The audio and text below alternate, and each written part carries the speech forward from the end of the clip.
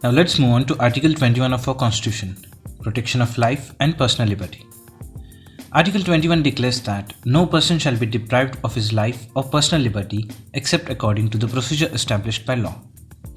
Now what are the keywords here? First, no person. It means that this right is available to all persons, whether a citizen or a foreigner. Second, deprivation of life and personal liberty. So all persons have a right to live, and life here doesn't mean just an animal existence. According to the Supreme Court, it has a broader meaning which includes living a life of human dignity and all those aspects of life which go to make a man's life meaningful, complete, and worth living. But this right to life and personal liberties can be deprived according to a procedure established by law. Now what does this mean? Parliament passes a law. The executive implements the law. And if there is any dispute while implementing a law, then we approach the court. In short, Parliament prescribes the procedures, executive follows these procedures while implementing a law, and the court checks whether the procedure is followed according to the law. If the executive does not follow the procedure correctly, then we call it arbitrary executive action. So citizens can get protection against arbitrary executive action by approaching the court. But if all the procedures are followed correctly, then the executive action is legal. All of this is the concept of procedure established by law.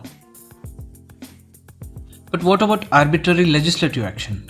That is, what if the law itself is unreasonable or unjust? When the judiciary checks whether a law is reasonable or just, it is known as due process of law. It is a doctrine practiced in the USA. So does the Indian system use due process of law? Let's find out.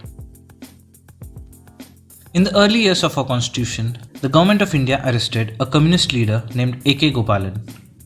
So A.K. Gopalan approached the Supreme Court against this arrest and challenged the very law under which he was arrested.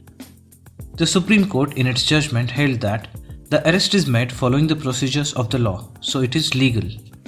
The court has no say in determining whether a law is just or not. The Supreme Court added further that our constitution grants protection only against arbitrary executive action and not against arbitrary legislative action. In short, the Supreme Court held that our constitution supports only procedure established by law and not due process of law. Later in 1978, Maneka Gandhi's passport was seized by the government. So Maneka Gandhi approached the Supreme Court. The Government of India in its defense said that according to the Passport Act 1967, it can seize anyone's passport. But now here the Supreme Court held that this makes no sense. This is an unreasonable law. Thus the Supreme Court overruled its earlier judgment in the A.K. Gopalan case and introduced the element of due process of law in the Indian context. Therefore, the right to life and personal liberty of a person can be deprived by a law, but only if the procedure prescribed by that law is reasonable, fair, and just. Now, through various judgments of the Supreme Court, we get a long list of rights that are included under Article 21.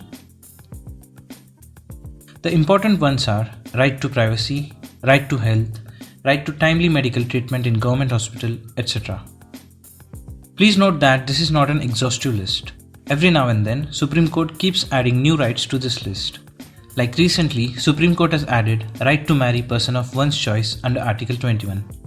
Article 21 is sometimes jokingly called as the dustbin of the Constitution.